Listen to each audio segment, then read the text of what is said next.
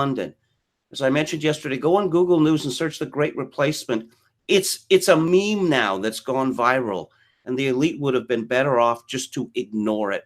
But I mean, they're too stupid. They can't do the reasonable thing.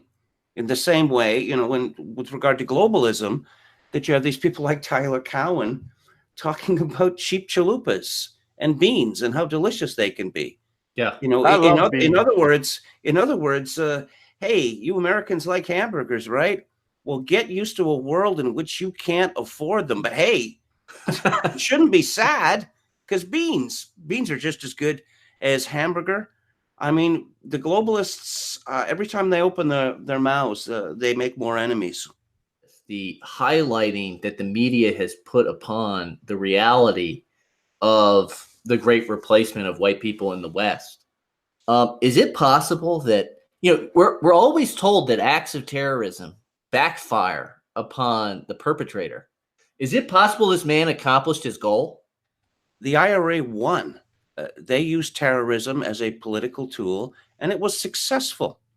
I mean, we like to kid ourselves that, we will not bow to terrorism.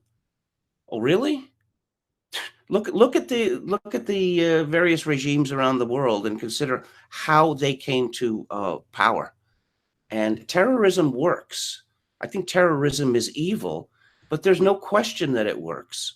People wouldn't do it if it didn't work. But on the right, the Wikipedia entry is genocide is intentional action to destroy people whole or in part. And so I think we've all made our points. Does anyone need any final words on this topic? Okay. Final words. Kyle seems to think that the future is going to be very bright for him, and I think you might want to reconsider. I really think you should, because you think you're somehow going to be protected from this revolution that's going on, and I think you're being rather blithe about it.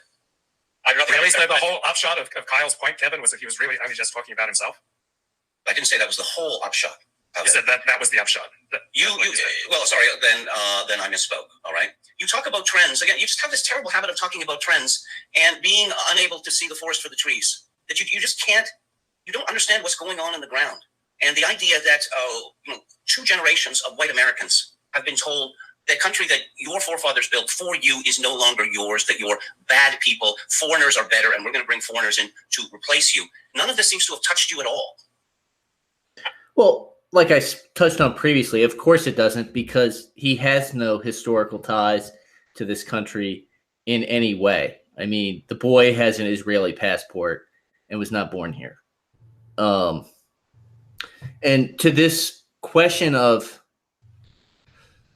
see, I feel like Kyle does this thing where he and Luke do this thing where they're united in this idea of what we need to be talking about is facts and logical arguments and autism. And they either knowingly or misunderstand the reality that emotional appeals and rhetoric are how you actually change the minds of people. And that this, even if it is an exaggeration or a fear mongering about, I don't know, the extent of the white genocide, or it's how soon it's going to happen, or what could possibly happen, presenting worst case scenarios. These are the things that are going to motivate people to embrace what you say. And I feel like Kyle's always trying to take the teeth out of the right while pretending to be a right winger. Well, I don't think that Kyle is a right winger. I don't either. I mean, this obsession with economics is not how conservatism or being on the right is traditionally understood. The obsession with money, with economics, is it's a liberal thing. Kyle's gaslighting is just out of control. I mean, I can't even tune in at this point unless I'm like I said, I'm in a position to come on and engage him directly, because it's just it's ludicrous. I mean, everything he does is meant to defang us. It's like, hey guys, ignore the fact that everything the left has attempted to accomplish has been done by making emotional appeals, right? I mean, everything is an appeal to morality, some sort of irrational part of the human mind. and like don't use those tactics like here, like descend into pure autism where nobody's even going to understand what you're saying or care. No, the left uses harm-based morality, and it's been very successful with the left. Yes, a 6-year-old boy being dressed as a girl, and we're going to give him hormone blockers. This is monstrous. No, you're monstrous. You're hurting her feelings, and you're hurting my feelings. Oh, okay, sorry, you win. Just all down the line. Homosexuals in the Boy Scouts. It's risky. We don't want to do that. You're hurting our feelings. Do you have any idea what it feels like to be in my position? Oh, well, I guess we better let you have what you want, because we wouldn't want, hurt feelings. We wouldn't want you to suffer emotional harm. Look, I suspect that the reason that the libertarians are so aghast at the use of the terms white genocide and the Great Replacement is that it shows their own positions in high relief, that they are only interested in numbers, that nations, that peoples, that communities mean nothing to them. And, this panglossism, every day in every way, things are getting better and better. Look at all the apps out there. I mean, Kyle was talking about, technology and the growth of technology. And, if you look at the computer industry as an example, obviously the adoption of the personal computer revolutionized the business world. But how long ago was that? What are the advances in computing technology since then? Well, computers have continually got faster. They have more memory. But what do they do now that they didn't used to do? Well, there's all those apps out there. And, it's possible to live your life on a smartphone now. How does that increase economic efficiency? How does that grow the economy? I want to address the problem head on. I don't want to flee from it, but in order to do that, I need to be measured. I need to describe the problem as it is, not in maximalist terms. That's how I see it. I don't see myself as being some privileged person looking down on the calamity that's coming uncaringly. I look at myself as someone who is a measured observer of what is going to happen and what is happening. Did you hear what I read from the Telegraph story 10 years ago? And I was senior advisor to Tony Blair, explained what had happened and how the nature of this had been deliberately misstated so that people would not know the truth. And did you hear the numbers? 3 million people in just a few years. And of course, this has continued and gotten even greater since then. Did you miss all that? Is Andrew Nether some sort of conspiracy theorist? Out of curiosity, does that include Polish immigration? Does that include Eastern European immigration? That number of immigrants? Of course it does.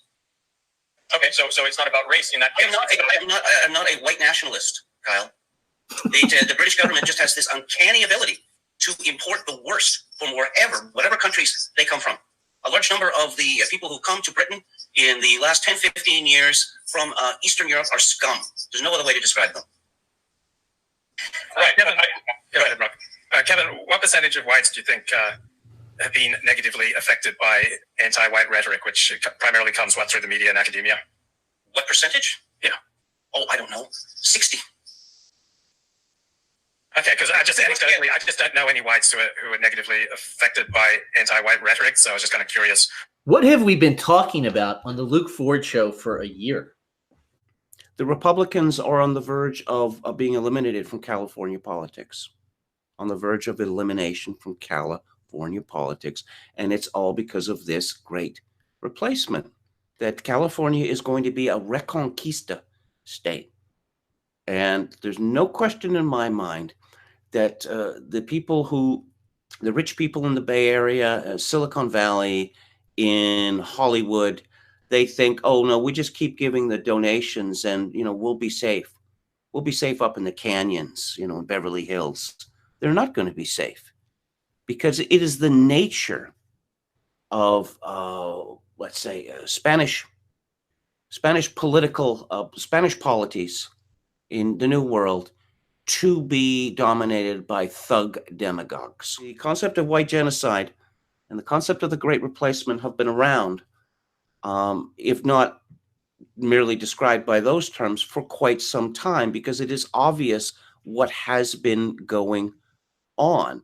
Now, what's new in this is simply, first of all, we were lied to and said, no, there's no demographic replacement going on. Ted Kennedy famously said that the 65 Immigration Act, the Hart-Celler Act, would not significantly change the racial makeup of the United States. He was lying. So the first step was lying. The second step was saying, well, do you have a problem with diversity? Diversity is great.